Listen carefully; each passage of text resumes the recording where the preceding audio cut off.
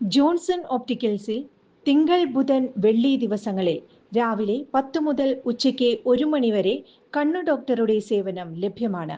എല്ലാ ബ്രാൻഡഡ് ഫ്രെയിമുകളും ഇവിടെ ലഭ്യമാണ്. കൂടാതെ ഡോക്ടർമാർ നിർദ്ദേശിക്കുന്ന എല്ലാത്തരം കണ്ണടകളും ജോൺസൺ ഒപ്റ്റിക്കൽസിൽ നിന്നും ലഭിക്കുന്നു.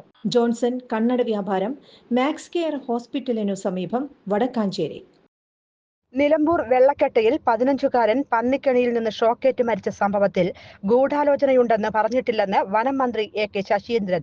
താൻ പറഞ്ഞതിൽ ചിലർ തെറ്റിദ്ധരിച്ചുവെന്നും പ്രസ്താവന വളച്ചൊടിച്ചെന്നും മന്ത്രി പറഞ്ഞു. രാഷ്ട്രീയ മുതലെടുപ്പ് നടത്താൻ ഗൂഢാലോചന നടത്തിയെന്നാണ് പറഞ്ഞതെന്ന് മന്ത്രി വിശദീകരിച്ചു. തന്നെ ഒറ്റപ്പെടുത്തി ആക്രമിക്കാനാണ് ഇപ്പോൾ ഗൂഢാലോചന നടക്കുന്നതെന്ന് മന്ത്രി എ.കെ. ശശീന്ദ്രൻ പറഞ്ഞു. മരണത്തെ രാഷ്ട്രീയമായി ഉപയോഗിച്ചു. സർക്കാർ സ്പോൺസേഡ് ആണെന്ന് UDF ആരോപിച്ചു.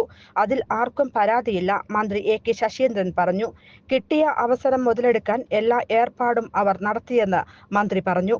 അത് ശരിയായില്ലെന്നാണ് പറഞ്ഞതെന്ന് മന്ത്രി താൻ മോശക്കാരനാണെന്ന് വരുത്തി തീർക്കുന്നു. പ്രദേശവാസികൾ പറഞ്ഞ കാര്യമാണ് താൻ പറഞ്ഞത്.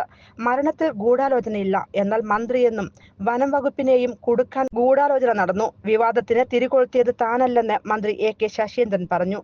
അതേസമയം പന്നികളെ പിടികൂടുന്നതിൽ UDF ഭരിക്കുന്ന വഴിക്കടവ് പഞ്ചായത്തിന് വീഴ്ചയുണ്ടെന്നാണ് LDF ആരോപണം. 15-കാരൻ ഷോക്കേറ്റ് മരിച്ചതിൽ KSEBക്ക് അനാസ്ഥയുണ്ടെന്നാണ് UDF ആരോപിക്കുന്നത്. News desk anytime news. കൂടുതൽ വാർത്തകൾക്ക് ഞങ്ങളുടെ ചാനൽ സബ്സ്ക്രൈബ് ചെയ്യുക. ഫേസ്ബുക്ക് ഫോളോ അപ്പ് ചെയ്യുക. വാർത്തകൾ വേഗത്തിലറിയാൻ എനിടൈം ന്യൂസ്.